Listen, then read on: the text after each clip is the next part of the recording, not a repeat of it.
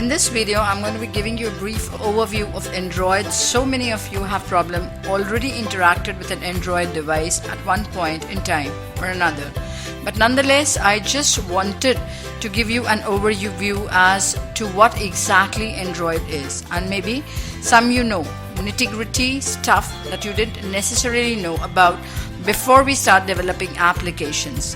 Some stuff that you want to maybe keep in back your mind when we go ahead and start developing, like I said, our applications. So let's go ahead and move on.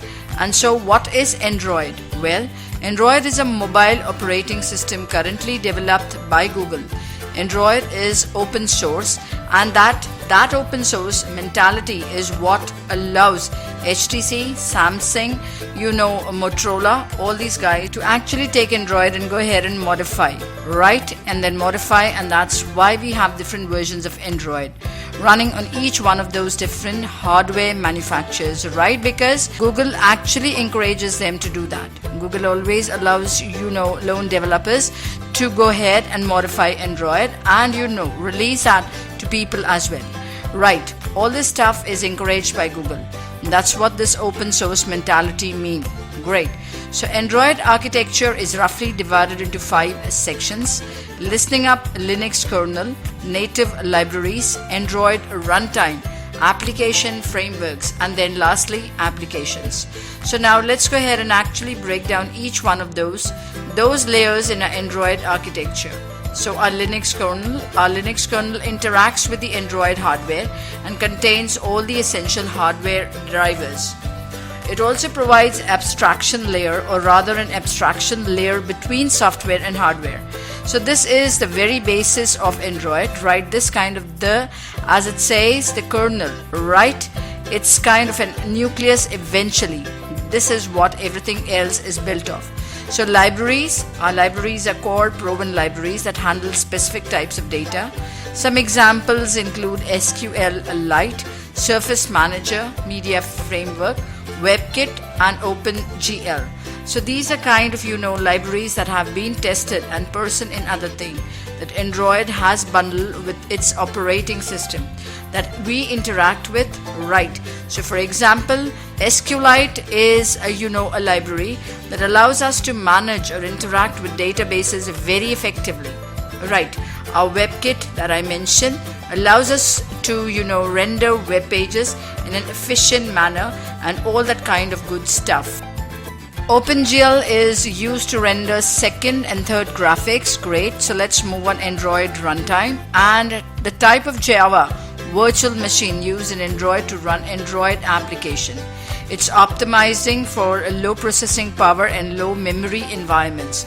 So I don't know how many of you know this already, but Java uses something called a job virtual machine that takes bytecode and it goes and translates that using Java virtual machine. Well, Android has taken a specific job virtual machine, as I said, that's optimized for low processing power and low memory environments, which is really good when we are dealing with mobile devices, right? Because with mobile devices, we don't have a lot of processing power and we don't have a lot of memory, right? So they, as I said, they kind of grabbed a custom virtual machine and they bundled with Android to make it more efficient. So our application framework is building blocks that our application directly interact with.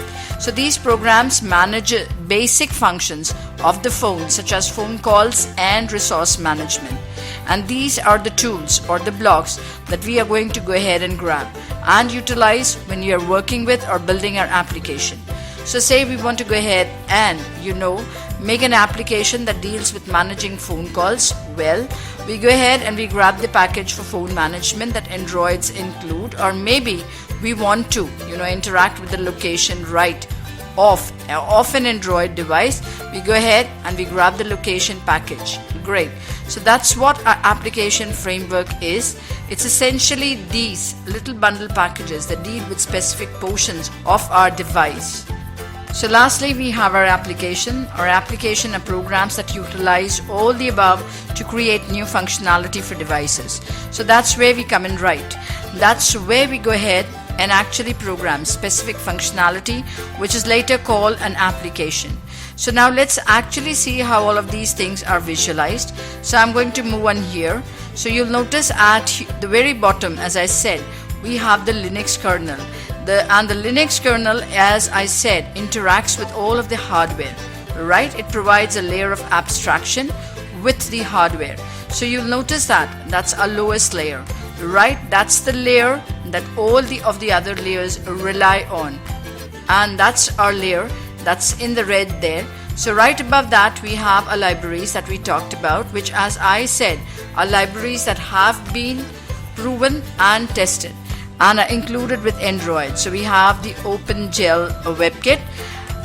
That's that green portion. Right of the end right is our Android runtime. That's that runtime that, as I said, it is optimized for low power and low memory situations. Right, great. So above that we have our application framework, which, as I said, allows us to interact with the location of our phone, or our the telephony manager, which is how we make phone calls and manage all the kind of good stuff. That's the little packages or blocks that we are going to go ahead and grab, interact with when we want to do any of these specific types of things. So that's the blue portion right off to the right above a green portion, and then right above that is the applications. Those are all the things that we are going to create. You'll notice that it says home, contacts, phones and browser. Those are default applications that Google has actually, or Android I should say, has actually already created for us. So that was a brief overview of Android, guys. I hope you learned something and you actually have a greater understanding of how everything is working together now.